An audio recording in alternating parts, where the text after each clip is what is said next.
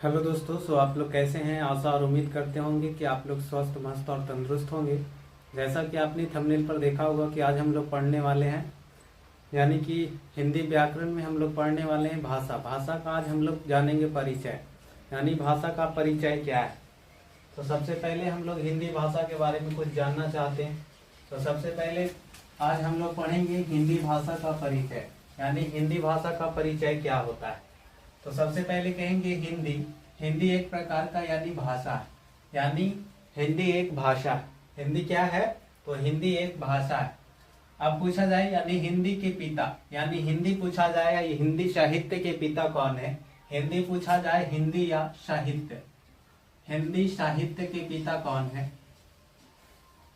तो हिंदी बोला जाए या हिंदी साहित्य के पिता यानी भारतेंदु हरिश्चंद्र है।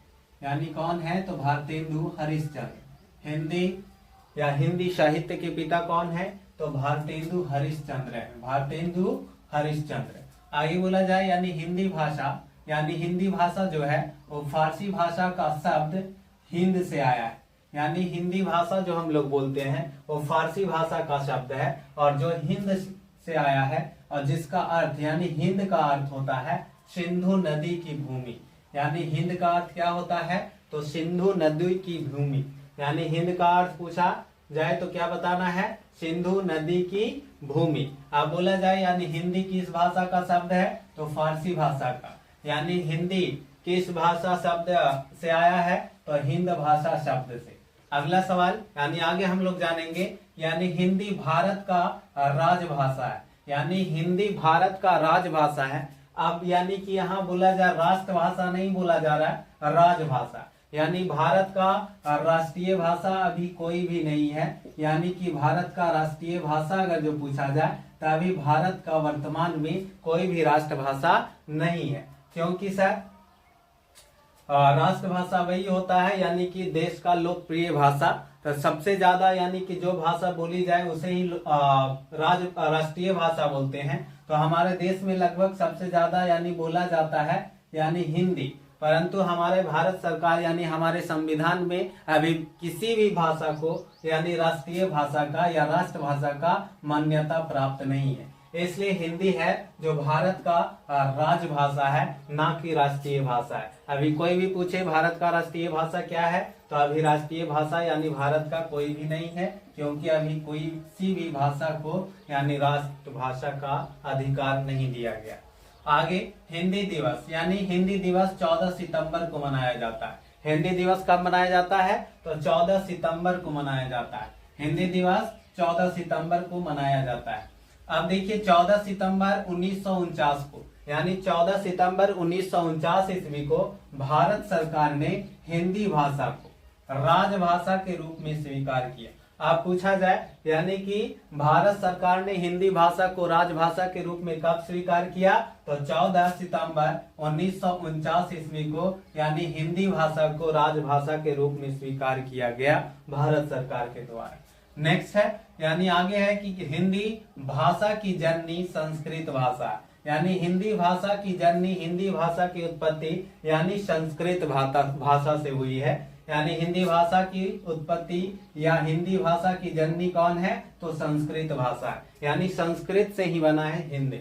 आगे है यानी हिंदी आर्य भाषा परिवार में आता है। अब हिंदी किस भाषा परिवार में आता है? तो आर्य भाषा परिवार में। अब पूछा जाए ऑब्जेक्टिव तो बोलना है, यानी कि बोला जाए कि हिंदी किस भाषा परिवार में आता है? तो हिंदी आर्य भाषा परिवार में आता है। अगर जो बोला जाए हिंदी भाषा की जननी कौन सा भाषा है? तो संस्कृत भाषा है। आगे हम लोग कुछ भाषा के बारे में जान रहे हैं, जैसे मातृभाषा क्या है। तो मातृभाषा क्या है? तो बोलेंगे जो भाषा हम अपनी माँ या परिवार से सीखते हैं उसे ही हम लोग बोलते हैं मातृभाषा। यानी जो भाषा हम लोग अपनी मम्मी पापा से, अपने परिवार से सीखते हैं, वही भाषा को यानी मातृभाषा बोला जाता है। नेक्स्ट आगे कह रहा है राजभाषा क्या है? तो राजभाषा क्या है? तो सरकारी कामकाज, यानी सरकारी में जितने भी कामकाज होते हैं की भाषा को राजभाषा कहते हैं। यानी सरकारी कामकाज की भाषा, यानी सरकारी में, सरकारी दफ्तर में या कहीं भी चले जाएं जहां सरकारी कामकाज होते हैं, वहां पे जिस भाषा का प्रयोग किया जाता है उसे ही हम लोग बोलते हैं राजभाषा। जैसे आप किसी भी प्रकार के हम फॉर्म वगैरह भी भरते हैं तो वहां चाहे इंग्लिश में रहता है चाहे तो हिंदी में रहता है, यानी ये दो लैंग्वेज में रहता है, यानी हिंदी और इंग्लिश में। तो सरकारी कामकाज में यानी सबसे ज्यादा यानी कि सरकारी कामकाज में उपयोग होता है राजभाषा का। अगला है यानी बोली क्या है। बोली क्या है तो स्थानीय भाषा को ही बोली कहते हैं। स्थानीय मतलब आप जहां रह रहे हैं वहां जिस भाषा यानी जो भी भाषा बोला जाए उसे ही हम लोग बोलते हैं बोली। आगे कहता है यानी राष्ट्रीय भाषा क्या है। आप देखिए राष्ट्रीय भाषा क्या है तो किसी देश में सबसे अधिक बोली जाने वाली, किसी देश में सबसे अधिक बोली जाने वाली भाषा को ही राष्ट्रीय भाषा कहते हैं, या किसी देश का लोकप्रिय भाषा, यानी किसी देश का लोकप्रिय भाषा को ही हम लोग बोलते हैं लोकप्रिय भाषा। किसी देश के लोकप्रिय भाषा को ही हम लोग बोलते हैं राष्ट्रीय भाषा, या बोला जाए किसी देश के में सबसे अधिक यानी सबसे ज्यादा बोले जाने वाले भाषा को यानी राष्ट्रीय भाषा कहते हैं। आगे यानी नोट में कुछ लिखाए हैं, नोट में इसे ध्यान रखना है। भारत में सबसे अधिक हिंदी भाषा बोली जाती है। भारत में सबसे अधिक कौन सी भाषा बोली जाती है तो हिंदी भाषा बोली जाती है। परंतु भारत के संविधान में यानी जो भारतीय संविधान है, जो भारत का संविधान है, उसमें हिंदी को राष्ट्रीय भाषा यानी हिंदी को राष्ट्रीय भाषा नहीं माना गया है, यानी हिंदी भाषा को राष्ट्रभाषा के रूप में नहीं माना गया है।